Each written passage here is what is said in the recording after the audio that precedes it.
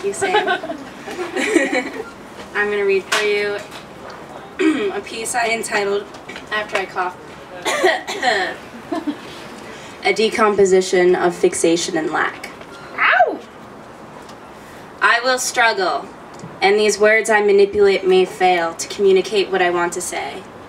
This language I speak is the language of man, yet my genitals define me as woman.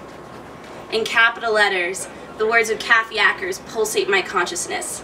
Teach me a new language, dimwit, a language that means something to me. I understand your rage, Kathy, for I am woman. As woman, how can I ever define woman with a man's language? I lack the power to create a new language, so I'm teaching myself whatever I can about man's language. I ingest countless novels and essays, exploring the freedoms and limits reached by those who have experienced and experimented before me. I lust for words intoxicatingly so, even when I find myself disillusioned by the structure of letters.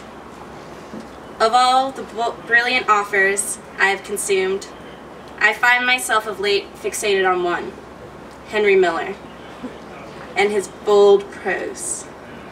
He attracts and repulses me with his desire, manifested in language, to penetrate the cunts of the world with his magical 6 inches of erection. However, I exist without an erection. I can only penetrate man physically with fingers and tongue. Yet I lack the interest and drive to fixate on penetrating man tangibly. What does interest me are my fingers and tongue. From fingers and tongue I can craft words. How often I do forget that language yields the power to penetrate the intangible consciousness. Perhaps woman must operate within the confines of a man's language to possess the ability of penetration. A penetration that can leave an impression more lasting than the briefness of an orgasm.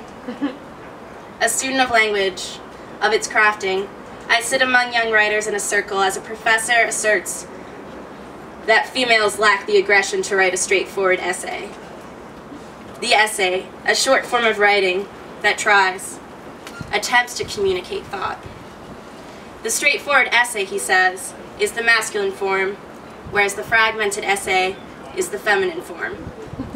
So often I hear masculine and feminine referred to as if they exist in a dichotomy. Experience speaks differently, for I am woman, and I often am masculine.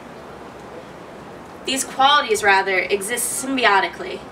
Like in mutualism, they exist not only together, but through feeding, benefiting off one another. So in regards to a woman lacking the aggression and masculinity required to communicate straightforwardly, I disagree. Woman, without a phallus, is not just fixated on the male idea of penetration, thrusting in and out, climax, and denouement.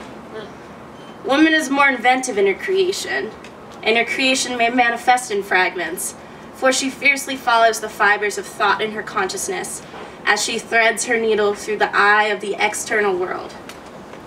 She woofs and wefts, and yes, aggressively she can do so. Kathy Ackers refused to let her femininity prevent her from harnessing her masculinity to attack the patriarchy of this language. Even Henry Miller, unarguably masculine, is not prolific in literature solely for masculine thrusts forward. He's prolific for his weaving of this with his feminine fragments of thought. I find I have reached a conclusion. To penetrate with masculine language, one must be feminine.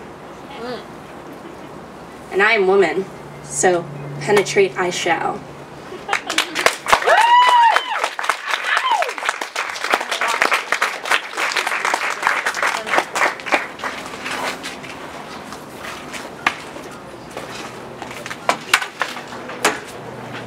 Get ready for some badass music!